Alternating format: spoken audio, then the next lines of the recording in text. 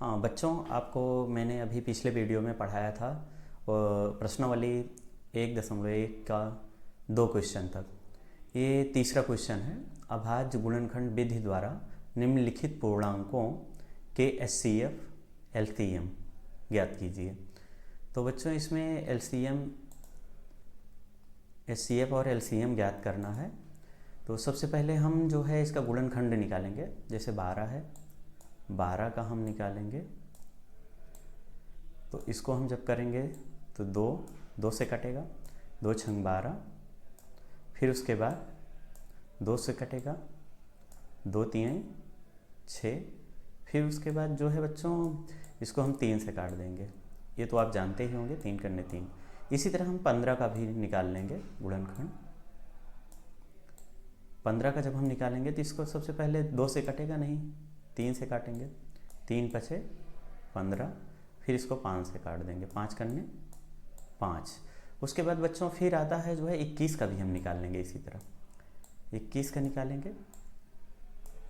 21 का निकालेंगे तो 3 करने 3 सत्ते 21। फिर 7 करने 7। ये निकल आया। तो सबसे पहले हम लिखेंगे 12 का। 12 का जब लिखेंगे तो इसका क्या होगा, 2 गुणे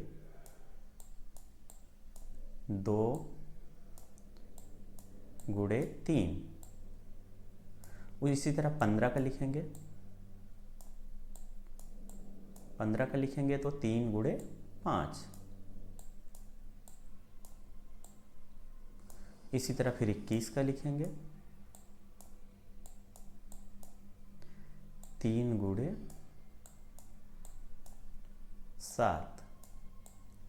अब इसमें हमें एचसीएफ निकालना है बच्चों। तो एचसीएफ में सबसे पहले क्या किया जाता है, एचसीएफ में हम करते हैं कि जो है जैसे हमें एचसीएफ निकालना है,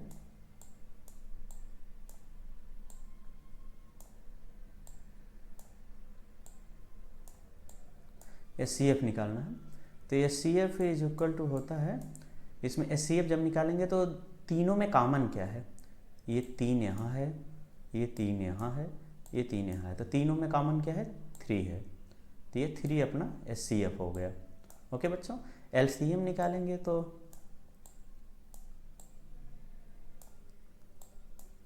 एलसीएम निकालेंगे तो क्या करेंगे, जो कॉमन रहेगा उसको एक ही बार लिखेंगे, बाकी सबको लिख लेंगे। तो 2 इंटू 2 इंटू 3 इंटू 5 इंटू 7।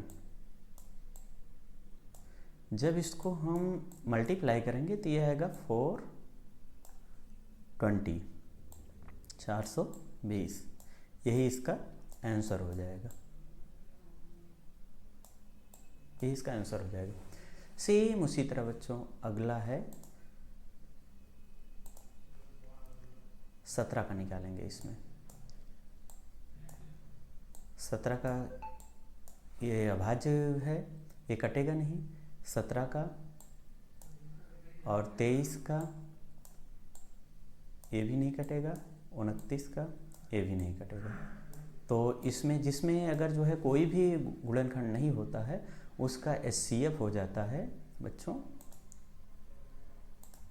उसका एचसीएफ हो जाता है 1। जब कोई अगर जो है गुणनखंड नहीं होता है तो उसका एचसीएफ हो जाता है 1। और जो है एलसीएफ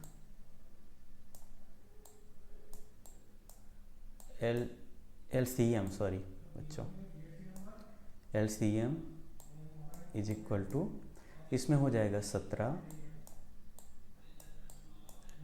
गुणिया 23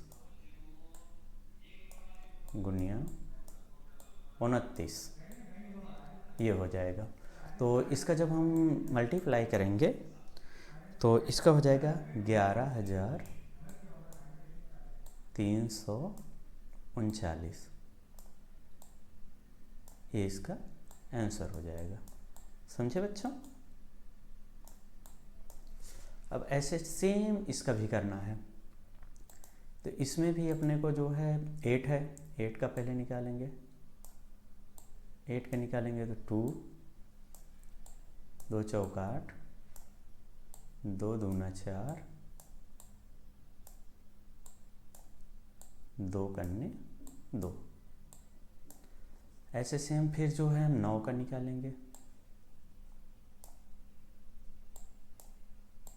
9 का निकालेंगे, 3 तिरिका 9, 3 कन्ने 3। ऐसे हम 25 का भी निकालेंगे, 25 का 5 पचम 25, 5 कन्ने 5। तो इसका हो गया। तो 8 का जैसे है 8 का हो गया 2 इंटू 2 इंटू 2, और 9 का हो गया 3 इंटू 3, और 25 का हो गया 5 इंटू 5, 5 इंटू 5। तो जब इसका हम SCF निकालेंगे तो तीनों में जो कॉमन हो, तीनों में कोई कॉमन नहीं है, तो SCF हो जाएगा 1।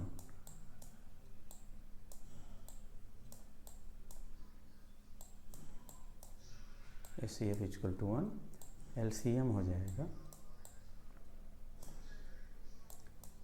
सभी को हम मल्टीप्लाई कर लेंगे, 2 into 2 into 2 into 3 into 3 into 5 into 5। ये हो जाएगा इज इक्वल टू, जब इसका मल्टीप्लाई हम करेंगे तो ये हो जाएगा 1800। समझे बच्चों, यही आंसर हो जाएगा। तो यहीं पर ये हमारा समाप्त हो जाता है। थैंक यू बच्चों, आपको ये वीडियो अच्छा लगा हो तो ज़रूर इसको सब्सक्राइब कीजिएगा, लाइक कीजिएगा। धन्यवाद।